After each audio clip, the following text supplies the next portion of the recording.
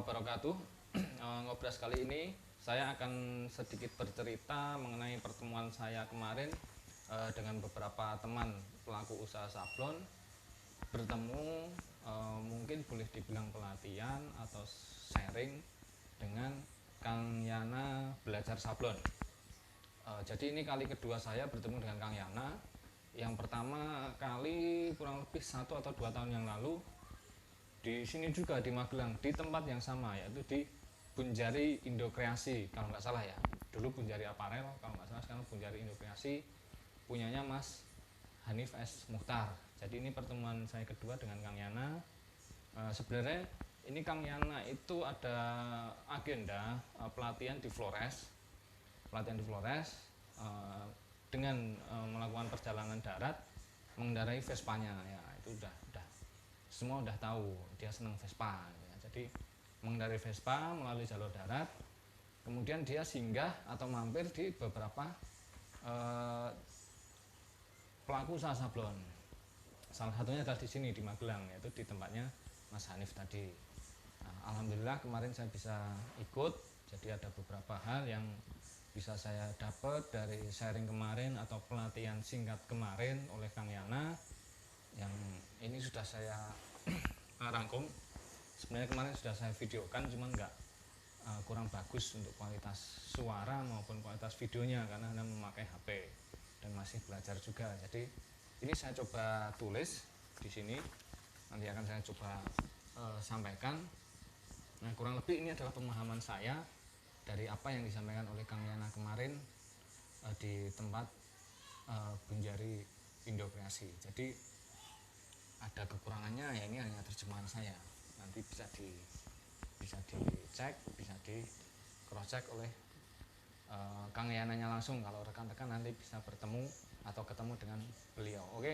Sebelum masuk ke inti materi yang disampaikan Kang Yana, ini mungkin saya akan menyampaikan background story dulu mengenai Kang Yana. Jadi menurut penuturan beliau, dia memulai usaha itu di tahun 2006 sampai 2010. Dia belum mempunyai pekerjaan yang tetap atau profesi yang tetap, yaitu dia masih palu gada. Jadi apa lu mau gua ada. Dia usaha apa aja dijalani, termasuk yaitu maklun sablon. Awalnya berkenalan dengan dunia sablon yaitu dia punya hobi fotografi, terus ada percetakan foto, percetakan undangan. Nah, itu langsung terkait dengan sablon. Jadi 2006 sampai 2010 dia maklun sablon salah satunya. Terus di 2011 akhirnya dia memutuskan bahwa wah, ini kalau saya bisa all in, bisa saya kerjakan semua, mulai dari sablon, jahit, segala macamnya in-house, itu untungnya pasti lebih besar. Akhirnya 12 sampai 15 kan usaha konveksi all in, ada sablon, mesin jahit, semuanya dia punya dengan 29 karyawan. Seiring berjalannya waktu di tahun-tahun itu dia merasakan pressure yang kuat. Ternyata banyak hal yang harus dia kontrol, terus pikirannya penuh dengan beberapa masalah karena kan harus mengurusi beberapa pos ya. Kalau kita punya pos sablon, punya jahit dan segala macamnya, dia handle sendiri. Dalam hal ini kan masih menjadi beban pikirannya dia. Jadi itu berimbas ke kehidupan keluarganya, yaitu diajak diskusi, diajak ngobrol sama istrinya saja, kesenggol sedikit langsung marah, langsung emosi. Akhirnya suatu ketika istrinya Kang Yana mengajak ngobrol, Bi, ini jadi manggil Kang Yana Abi ya, Abi, ini kayaknya ada yang salah dengan usaha yang kita jalankan sekarang ini. Abi kayaknya sekarang sering marah-marah, banyak tekanan yang menyebabkan emosi gitu kan. Karena background istrinya kalau nggak salah akunting atau apa gitu kan, ya, dia bukalah data usahanya mereka dari 2006 sampai 2010 dibandingkan dengan yang 2011 sampai 2015, yaitu yang lempar orderan di 2006 itu dan dengan yang dikerjakan sendiri di 2011 itu. Dia sodorkan data, istrinya Kangnya menyodorkan data bahwa misalnya omsetnya itu enggak beda jauh atau bahkan mungkin ya sedikitlah perbedaannya, tapi beban yang dirasa dan efek yang ditimbulkan itu lebih lebih buruk daripada saat kita maklun atau melempar kerjaan gitu kan. Akhirnya terbukalah itu pemikiran Kang Yana. Akhirnya di 2016 dia merubah lagi haluan bisnisnya, yaitu sebagai marketing tadi, sales marketing. Akhirnya dia terima orderan, dilempar, dilempar, dilempar, seperti itu, dan akhirnya jalan sampai sekarang. Tapi di selama perjalanan itu juga dia mengalami ini lagi, dalam bahasanya dia itu selingkuh lah gitu lah, selingkuh bisnis.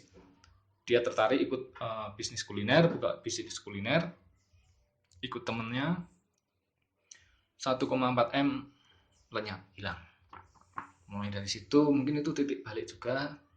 Nah, dia benar-benar fokus di marketing. Akhirnya rumah, mobil, dan segala macamnya dia jual, fokus di penjualan saja, di marketing. Nah, selain itu dia juga ikuti beberapa pelatihan di Bandung, di Malang, dan beberapa tempat. Dan yang terakhir ikut sertifikasi coach atau pelatih. Jadi yang selama ini dia lakukan itu ke sana kemari memberikan pelatihan, itu ada ilmunya juga karena dia sudah belajar di situ. Jadi intinya yang saya sampaikan adalah perubahan bentuk bisnis yang dilakukan Kang Yana, yaitu yang pertama dia maklun, palu gada, lempar orderan, terus dia mendirikan konveksi yang besar, kembali lagi di marketing karena menurut dia passionnya dia adalah memang di marketing, bukan di produksi dan marketing kan.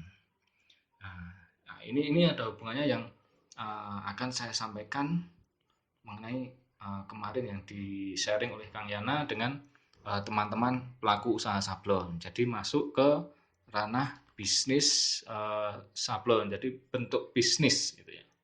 Oke, kita mulai aja. Jadi yang disampaikan Kang Yana kemarin, bisnis itu sebenarnya hanya ada 3 komponen.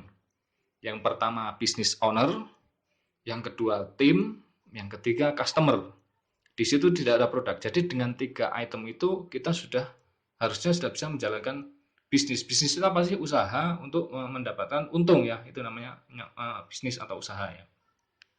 Nah, kita akan bahas satu persatu. Yang pertama adalah business owner atau pemilik bisnis. Rata-rata yang dilakukan oleh pelaku usaha sablon saat ini, yang umum ya, tapi nggak semuanya, tapi yang umum adalah apa-apa dilakukan sendiri oleh pemilik usahanya. Contoh yaitu mencari order, belanja bahan, after screen, desain. Nah, untuk bisa memaksimalkan usaha kita itu sebenarnya kita harus merubah mindset itu. Mindset apa? Yaitu mindset apa-apa kita jalankan sendiri, gitu kan? Jadi yang tadinya orientasi bisnis itu hanya sebatas untuk menghasilkan uang, untuk bertahan hidup, makan, dan beberapa kebutuhan, mungkin akan kita tingkatkan lagi, yaitu menjadi lebih tinggi lagi, yaitu dengan cara kita menciptakan goal atas usaha yang kita jalani. Goal tentu saja harus goal yang jelas, goal yang sangat jelas. Kita harus punya tujuan daripada usaha kita ini yang sangat jelas, yang bisa berimbas dalam hal kita menjalankan usahanya akan lebih semangat, lebih tekun, lebih tidak bosan lagi karena kita harus mencapai goal tersebut, gitu kan. Nah, untuk mencapai goal yang jelas kita membutuhkan big why, alasan yang kuat. Kenapa kok saya harus mencapai goal tersebut, gitu kan. Kemarin juga Kang Yana sharing mengenai big why-nya dia. Jadi rata-rata big why itu ditemukan dari pihak ketiga. Contoh yang disampaikan Kang Yana kemarin, contohnya beliau sendiri ya. Kang Yana ini dulu nunggak kontrakan 2 bulan, nunggak kontrakan rumah 2 bulan. Waktu dia pulang kerja, itu barang-barangnya sudah ditaruh di luar semua. Kondisinya gerimis, hujan. Nah, di situ Kang Yana mungkin hatinya merasa tersentuh. Waduh, saya sebagai laki-laki, dia sudah berkeluarga ya. Sebagai laki-laki tidak bisa memberikan nafkah yang seharusnya kepada keluarga saya, kepada istri saya, sampai-sampai kami merasa seperti diusir gitu kan. Jadi barang-barang ditaruh di luar gitu kan. Disitulah dia mulai menemukan big why-nya dia. Kenapa saya harus bisa membahagiakan istri atau keluarganya? Akhirnya yaitu menemukan big why, dia merencanakan goal yang sangat jelas di bisnisnya. Nah, setelah menemukan alasan yang kuat dan goal yang jelas, maka langkah selanjutnya adalah kita butuh tim. Jadi item yang kedua tadi ya, business owner, customer dan tim ya. Tim ini tim kerja. Tim yang kita rekrut, yang kita ajak kerja sama dengan kita itu juga harus mempunyai big why sehingga kita bisa bekerja sama bersama-sama mewujudkan goal perusahaan ataupun goal usaha kita ataupun memenuhi apa yang menjadi big why-nya tim kita ini. Jadi kita sama-sama bekerja meraih goal yang usaha kita tentukan sehingga imbasnya di kehidupan kita akan lebih baik, baik tim ataupun kehidupan bisnis ownernya. Untuk merekrut tim itu ada beberapa caranya, terus ada juga beberapa standar kerja yang harus diikuti oleh tim kita, SOP dan lain-lain lah yang ada hubungannya dengan tim. Mungkin lain waktu kita bahas. Jadi ada banyak, cuman ini saya persingkat saja. Yang terakhir dari bentuk bisnis tadi atau yang dinamakan bisnis tadi, yang terakhir adalah harus ada customer, ya kan? Customer kemarin ada banyak juga yang disampaikan, cuman ini saya hanya ambil beberapa poin saja, yaitu eh, cara mendapatkan customer. Cara mendapatkan customer ini mungkin juga masalah yang utama beberapa pelaku usaha sablon, yaitu mendapatkan customer.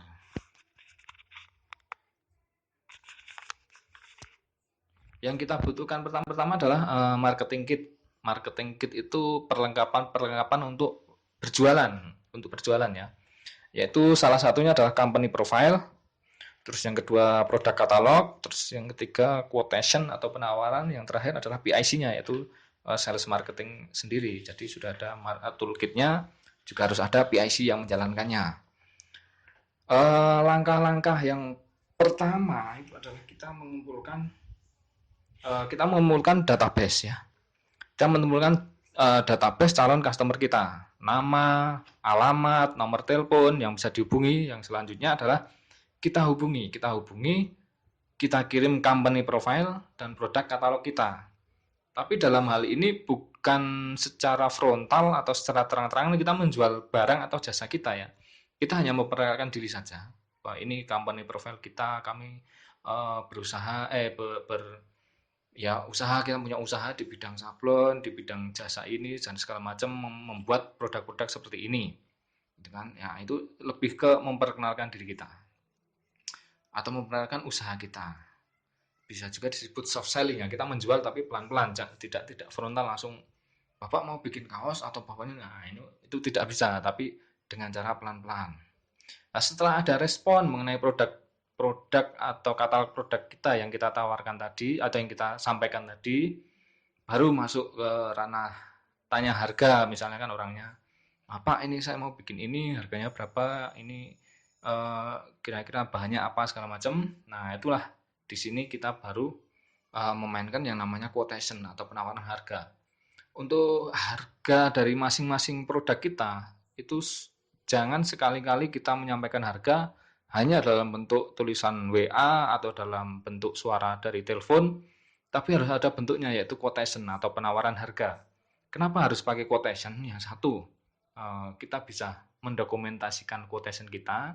Jadi nanti kita bisa tracer, bisa telusuri kita pernah menawarkan ke customer ini barang ini, harga ini, dan suatu ketika sudah lama tidak ada pemesanan, kita bisa follow up berdasarkan quotation itu juga.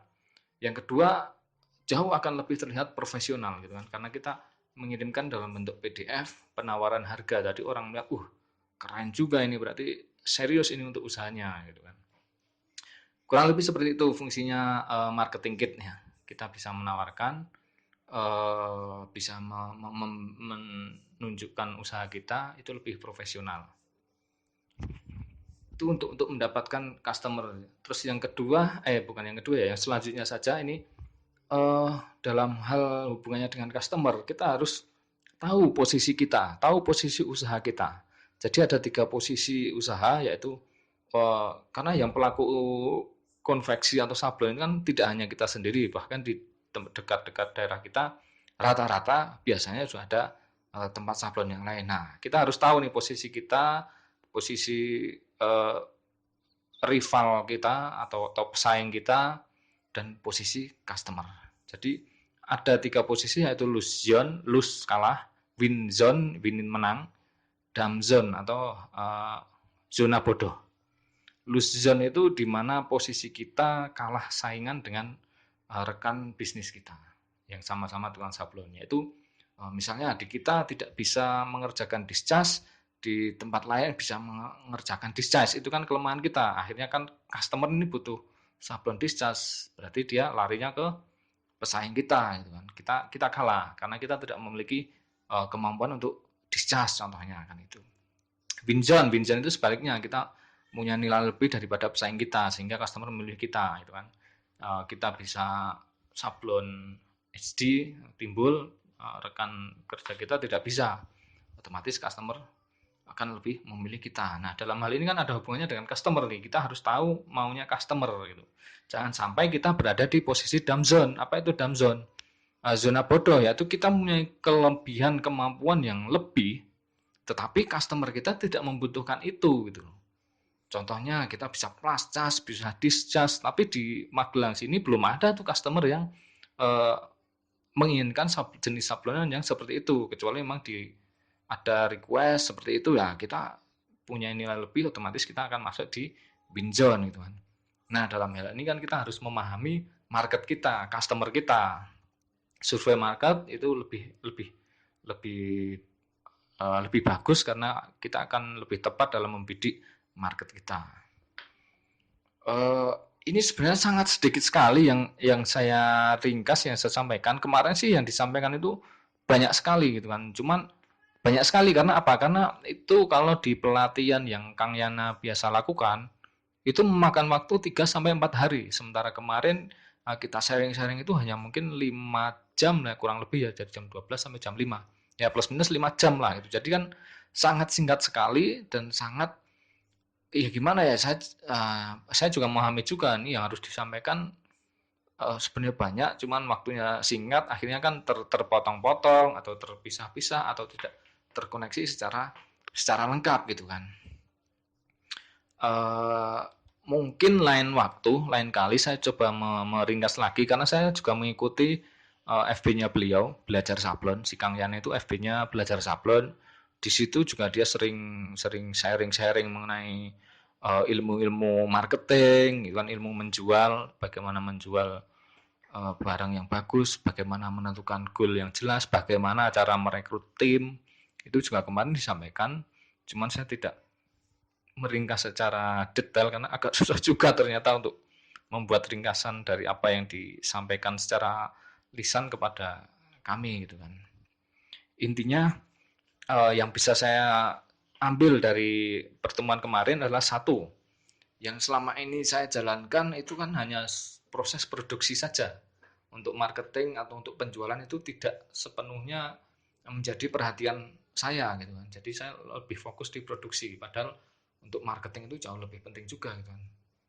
Bahkan Arli Kurnia kalau ada yang tahu itu juga dia di kaosnya itu tulisannya show me the market. Jadi pertama harus tahu marketnya dulu, pasarnya dulu, baru kita bisa menentukan apa ini yang harus kita jual, apa yang harus kita lakukan gitu kan.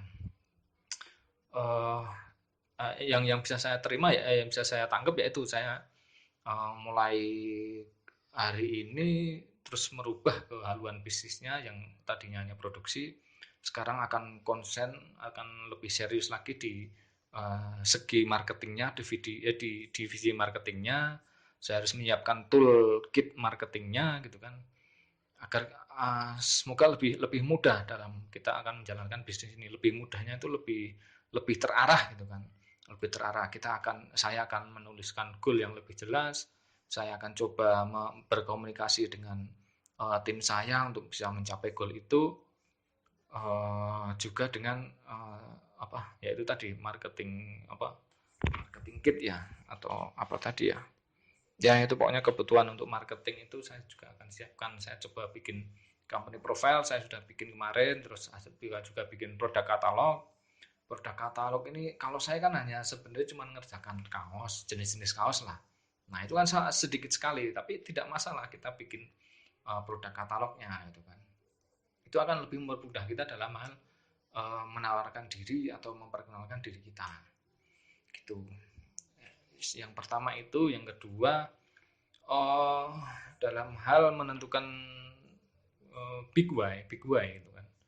Selama ini saya belum menemukan big why karena saya merasa hidup saya begini-begini saja sudah cukup lah gitu. Tidak perlu yang aneh-aneh gitu kan.